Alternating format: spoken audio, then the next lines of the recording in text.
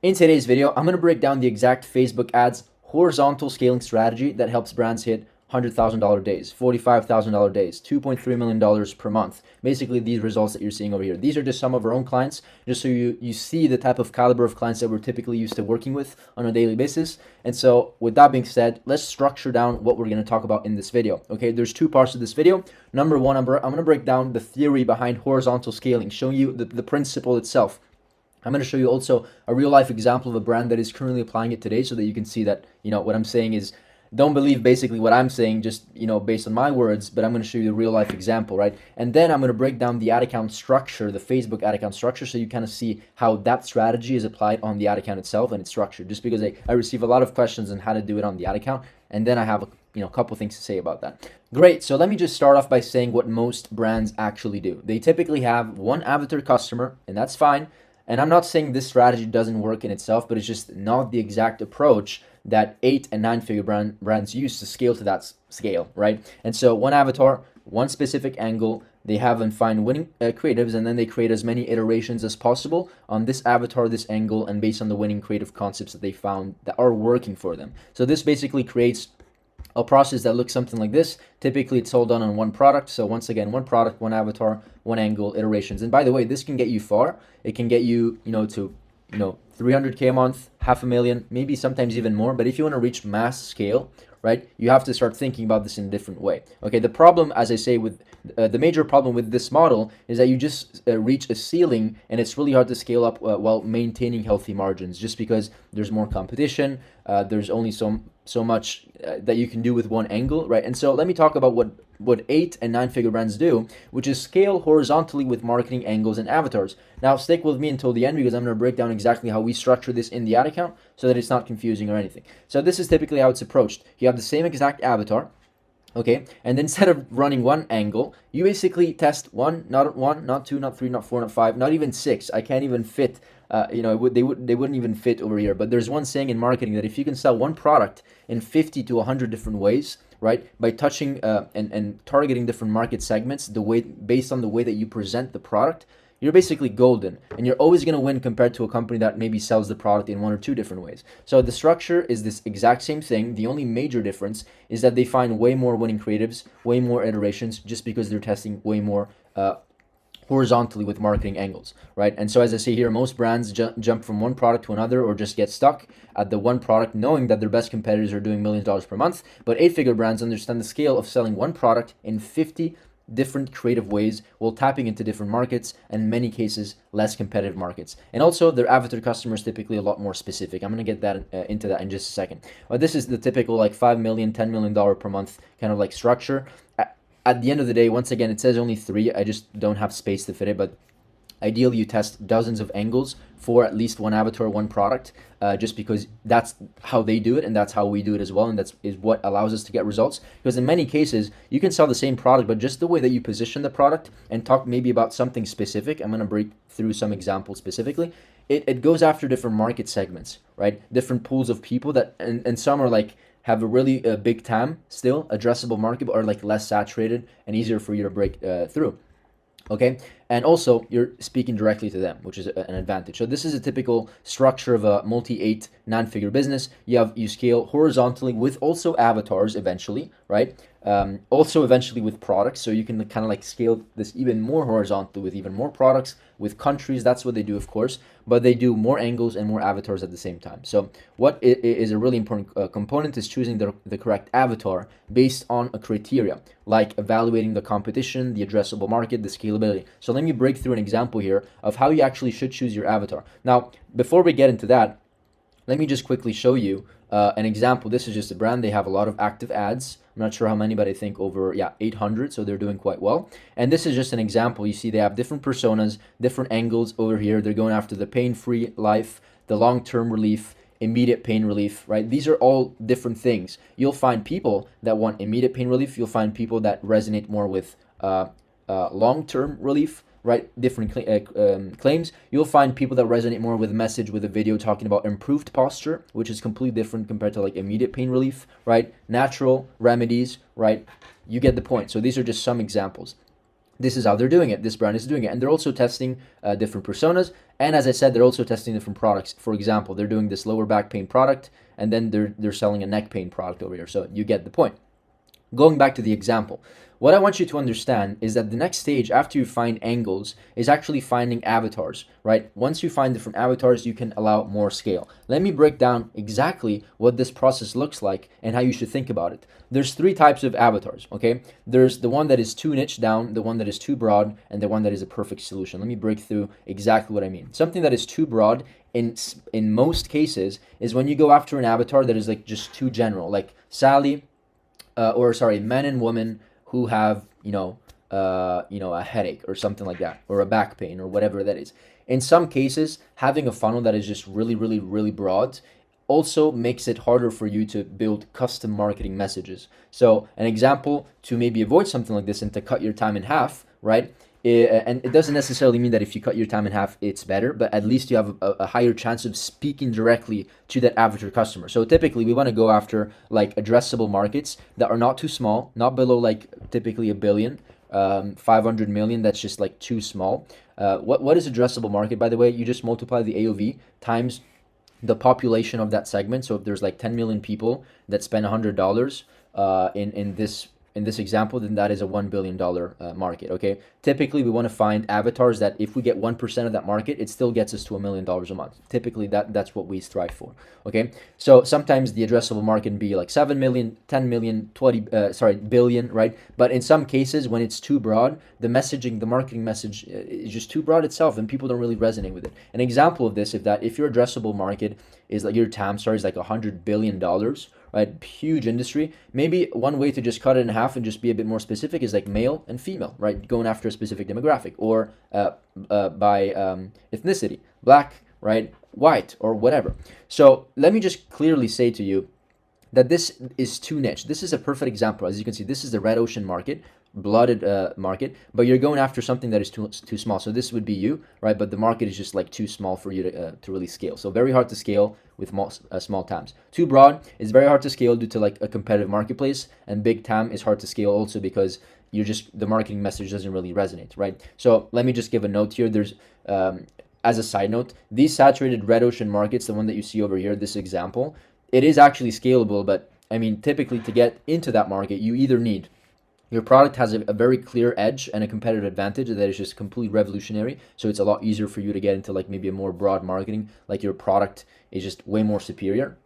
In most cases, this is not the case of who's watching this video. But you number two is that you're an existing brand that has a lot of data, and therefore you have the leverage to enter an already saturated market. So typically, if you talk to the billionaires, and I've seen a lot of interviews from billionaires, they say start small and then start to expand your TAM addressable market. You can always do that and find ways to do that. So once the avatars are identified, right, this is where you need to start doing deep research. And let me actually just, since I didn't talk about this one, this would be the perfect one where you basically go after red ocean market, but you create your own blue ocean market. Let's just say males or females when it comes to like foot pain or joint pain with maybe a bit more specific claims. In that case, you have a decent TAM or big TAM, less competitive, likely lower CPMs, right, due to less competition, and great opportunity to scale, okay? Now that we got this out of the way, the next stage is to do as much research as possible for these avatars, okay?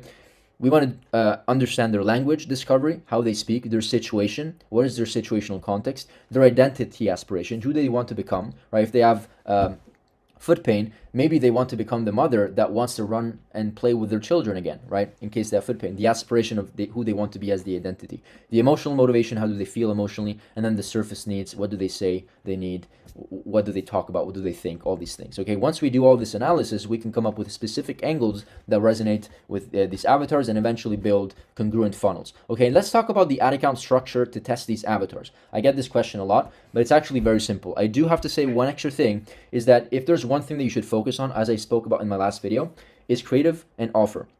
Okay, assuming you have a good TAM and assuming you get this point of choosing a big enough addressable market, but also specific enough, once you get to this point, you really need to do two things. Crack your creative, so you know what you're doing with your creative side. So you do the research, you do a great creative and a good offer. That is what you need. Don't complicate the ad account. The ad account is not where you get your results. But because a lot of people request me and ask me questions about the ad account, this is just a video to simplify things. Assuming you want to test different avatars and different angles, this is what I recommend for you to do. You do a CBO campaign. We use it for testing and for scaling. We have some clients that spend 10, 20, 30 grand or more per day on one campaign, and that's the daily budget. So I mean, we don't need complex campaigns, right? Once you get to over $100,000 per day in spend or more, I don't know, maybe you can start tweaking the ad account, because at that point you're saving more, right? If you're optimizing the account even by like 3%, that's like 3, 4, 5 grand a day, right? So at that point you need those optimizations, but at this point you don't really need a complicated setup. You need a CBO. What we like to do is that each ad set is like its own avatar with its own angle and its own creative concept. There's at least needs to be a change in these three, right? And so an example would be avatar 1 for like 3 ad sets, but you're changing the angle and keeping the same creative concept. Or avatar 1, you're keeping the same angle and switching different creative concepts. So 1, 2, and 3. So there needs to be a mix and combination. And then we like to do 3 to 5 ads per ad set. And there's a debate on whether we like to do flexible ads. We actually do flexible ads because in some cases, if we want to be a bit more specific, we do not do flexible ads, and we just create individual 3 to 5 ads in case we want a bit more data, because flexible ads actually takes away some data from for you. But the idea with flexible ads is that, the idea of this concept is that whether you have flexible ads or not, you want to understand if this ad set is working. And why is that important? Because you're targeting, you know who you're targeting. It's an avatar, it's one angle, and it's a specific creative concept. And all of these ads should be pretty similar in terms of like this, who you're targeting and the angle and the creative concept. The only thing that should change is maybe the hook at the beginning. Like they should be different variations, okay? This could be done with the same thing with Avatar 2. So this is how we scale it, okay? Now let's talk about some rules on the ad account itself, because once again, it's something that I get a lot. So let me just break it down. What I like to do typically with my team is that we launch ads once or twice a week, so we don't really overcomplicate this process. And these are the rules for testing and for scaling, assuming we use the structure in a CBO campaign where we test and scale at the same time, or in the same campaign. So for testing, let me just quickly go through these. Testing, check the ads every 3 to 7 days. So every 2 to 3 to 7 days, it really depends. We check the ads daily, but we monitor and shut things off every 2 to 3 days. I should probably change this. Check ad sets every 2 to 3 days. Okay, and these are the rules that we follow. If the ad set doesn't spend, we turn it off between day 7 and sometimes, depending on if we want to give it a bit more time, day 14. And I'm updating it because we kind of changed a couple of rules internally with you on this call, on this video, right? So we turn it off after 7 to 14 days. We do not want a campaign that has like 200 active ad sets. It doesn't make any sense. You're wasting money and you're cluttering the ad account too much. Next, if the ad set gets significant spend but the CPA is bad, significant spend but the cost per acquisition is bad, this is actually wrong. I'm not sure why it says this, but we should turn it off between day 1 and day 2. I think I just copied and pasted from like here into there, and so it was wrong. But yeah, this should be, if the ad set gets significant spend, so it's getting all the spend but the cost per acquisition is bad, right? We turn it off after 1 to 2 days. Okay, because we don't want something that gets significant spend with bad ROAS. Same thing here. If the ad set gets a significant spend fast within 1 to 2 days and it spends 4 to 5 times the target cost per acquisition, we just turn it off immediately. Okay, so these are kind of like the similar. Another thing for testing, if the ad set gets a lot of spend and the CPA is great, right, or doesn't hurt the business, of course you leave it on. You actually increase the budget. You try to scale if it's profitable. Not even the ad set, because we're talking the ad set level, so you can't really scale the ad set level on a CBO. So just leave it on. Another last rule, if the ad set gets low spend and the CPA is great, leave it on and reevaluate after 7 days. If after 7 days it's not getting spend, just turn it off. It means that it's not scaling. So I'd actually rather find ad sets and concepts that get spend but don't get the best ROAS, because I know that Facebook is telling me this creative concept, this angle, this avatar has potential. You just have to tweak your marketing message, rather than getting a 10x ROAS at $2 spend or $10 spent throughout 7 days. Like, that doesn't make any sense. It's not scalable. It's most likely never going to scale. Okay, for scaling, it's very simple. If at the campaign level there's a great CPA and great ROAS, you increase the budget 20% every 24 hours. And on the other hand, if the campaign shows bad cost per acquisition and bad ROAS for like 3 days in a row, scale down by 20%. But we want to give it at least 3 days, because Facebook sometimes has a bad day. It just happens. There's nothing you can do. So scale down by 20% each day until you reach stability. Okay. Note that the ad account should always have a minimum spend. So of course, if things are not going well, you can't continue scaling back by 20% until you get to $0. There should always be some sort of ceiling, whether that is $500 a day, $1,000 a day, $100 a day. You do what is best for you. Okay, that is it. The only last thing is regarding landing pages, since I also get this question a lot. How do you test landing pages? The only thing that we do is that we duplicate something. So I'll give you an example. Let me see what I wrote here. We have one CBO campaign, one ad set.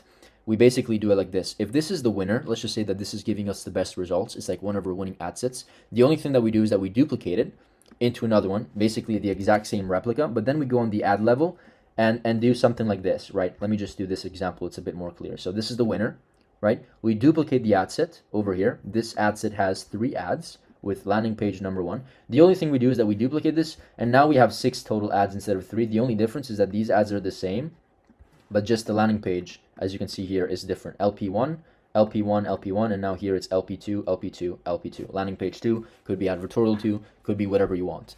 And so this is the way that we do it. If these ads, if the LP2 starts getting spent instead of the LP1, then it means that this was a successful test. And you can probably just like, this ad set is gradually going to get probably more spend, right? And so you get the point, and then eventually you can turn this off if it doesn't make any sense. So this is how we test landing pages. Hopefully this makes sense.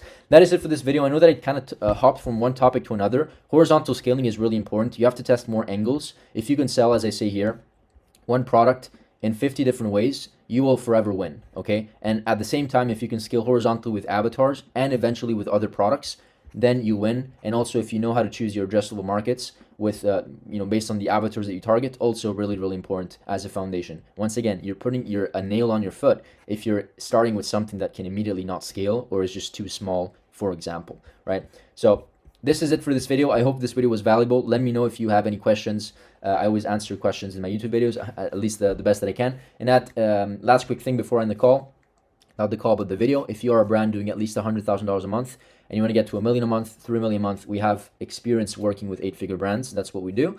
Book a call with us and we can explore the opportunity of blowing you up, especially this Q4. Okay, that is it for this video, and see you in the next one. Bye.